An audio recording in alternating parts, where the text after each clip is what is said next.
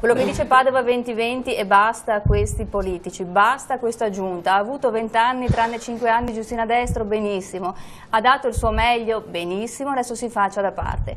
Questa sera Rossi, tramite la dottoressa Romano, ci dice ma non è colpa mia, era colpa di Zanonato. Ne prendiamo atto, era comunque presente Ivo Rossi in giunta in maniera importante.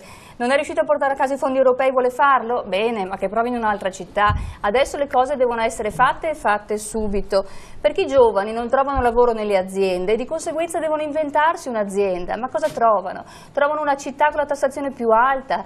Mi dite che oggi mettete a disposizione gli spazi, ma il San Gaetano è vuoto, è una struttura meravigliosa che è costata tantissimo alla città. Perché non viene utilizzato? C'è un piano terra deserto.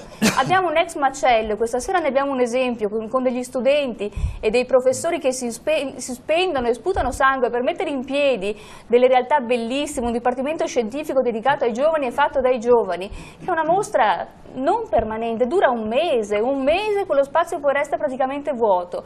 Allora, delle promesse elettorali i cittadini sono stanchi e di questo vi faccio un esempio. Ieri sera Francesco Fiore, Padova 2020, è stato invitato dai commercianti del centro, perché Padova non è fatta di grandi aziende, è fatta delle micro imprese, pari a 2,7 dipendenti, padre, madre e figlio part-time perché studia. Perché, signori, da noi gli studenti lavorano. Noi parliamo tanto di studenti, ci riempiamo la bocca di questi studenti, ma gli studenti lavorano, oppure non studiano proprio e lavorano, finite le superiori, lavorano, questo è il mondo del Veneto e stanno chiudendo e sono un patrimonio che noi stiamo perdendo, ed è il patrimonio che ci invidia tutta Europa.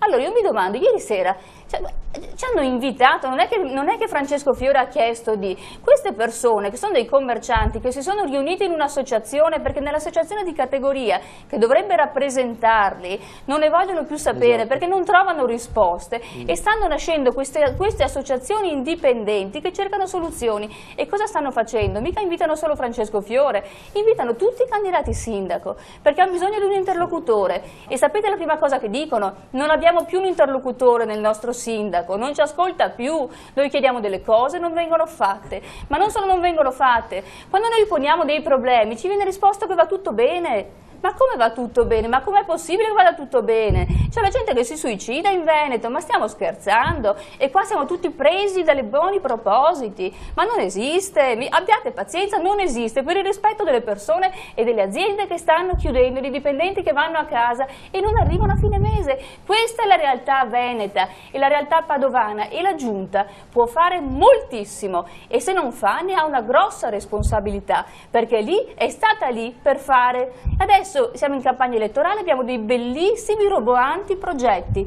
Io dico questo, chi ha fatto, bene o male che sia, non entro neanche nel merito perché non c'è tempo, va a casa perché i cittadini sono stanchi, voteranno quello che voteranno e sceglieranno con coscienza.